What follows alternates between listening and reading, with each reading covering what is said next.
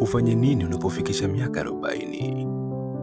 Hii imekuwa ni mila au tamaduni sasa kwa vijana wa Afrika. Vijana tunajisahau sana, tunafanya mambo kinyume, mambo ambayo nilitakiwa niyafanye nikiwa na umri wa miaka 20. Sasa nayafanya nikiwa na miaka 40. Sasa leo nakuletea siri na nini ufanye unapotimiza miaka 40, niwe kama mila na desturi zetu. Lakini usisahau kusubscribe, kulike na kushare video hii ili uwe mwanafamilia na mtu kwanza sauti za mila kila wiki. Langu jina ni Amosi Fabiani. Siri iliyopo katika umri wa miaka 40.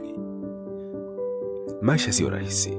Kadri unavyojua likichomoza na kuzama, ndivyo siku zinavyosonga mbele na umri wako pia unasonga. Hakikisha maisha yako yanakuwa yamekamilika ifikapo umri wa miaka 40. Kufikia umri huu uwe tayari umefikia 80% ya ndoto zako zote. Na pia sisemi kwamba hadi hapo usitishe juhudi. Utambue kwamba hadi hapo unakuwa umefikia kilele cha nguvu zako, hivyo kifo au uzee huanza kusogea. Yafuatayo ni siri katika umri huo. Namba 1. Kwa umri huu ni muhimu uwe na familia, kwa maana ya mke au mume na watoto, ikiwa Mungu amekujalia. Sio umri wa kutafuta mchumba.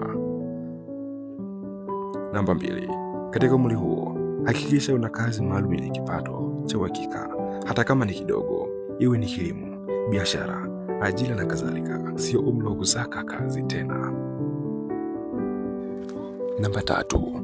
Kwenye umri wa miaka 40, punguza sana kusoma ili utumie muda mwingi kusomesha watoto na ndugu zako. Sio salamu, ongeze elimu. Namba 4. Katika umri huu hakikisha ushaanza kuwekeza kwenye miradi, hata kama ni midogo, kulingana na kipato chako, kwa ajili ya baadaye. Usitegemee chanzo kimoja cha mapato. Namba 5. Hakikisha una makazi ya kudumu ama maandalizi ya makazi yawe katika utekelezaji mkubwa. Hapa sasa namaanisha unaweza kuwa hata na kiwanja ambapo unatarajia kujenga nyumba. Namba 6. Jaribu kupunguza baadhi ya tabia hatarishi kama vile ulevi, uvutaji wa sigara, uzinzi na tabia nyingine nyingi zinafanana hizi. Punguza kula bata. Namba 7.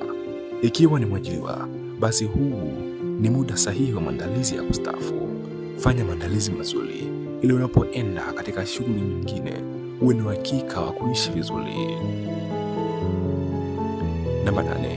Umri huu ni kama mpaka ujana uzee, hivyo hakikisha unajiweka katika maandalizi mema ili uwe kioo cha familia na jamii kwa jumla. Acha kufanya uhuni, maana kuna wazee siku hizi wanafanya sana uhuni. Hawajui kuwa walipoteza muda walipokuwa vijana. Sasa siri hii nakupatia, uichunguze na uifanyie kazi vizuri. Namba 9.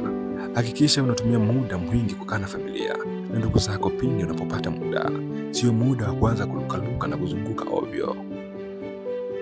Namba 10 na mwisho, mrudie Mungu wako ikiwa ulikuwa vibaya katika ujana wako, maana Mungu anasema tumrudie yeye, yeye ndiye atafanya maisha yetu kuwa mazuri. Haujui mbele yako, maana nimesema umri huu ni mpaka ujana na uzee. Mrudie Mungu. Sasa najua umejifunza kitu. Kama umejifunza kitu, unatamani kushare na mimi kitu, tuma na komenti ujumbe wako kupitia chaneli yetu ya Sauti za Mila. Usikose video ijayo. Usubscribe sasa ili uweze kuwa mwanafamilia wa Sauti za Mila, mtu wa kwanza kusikia sauti hizi za mila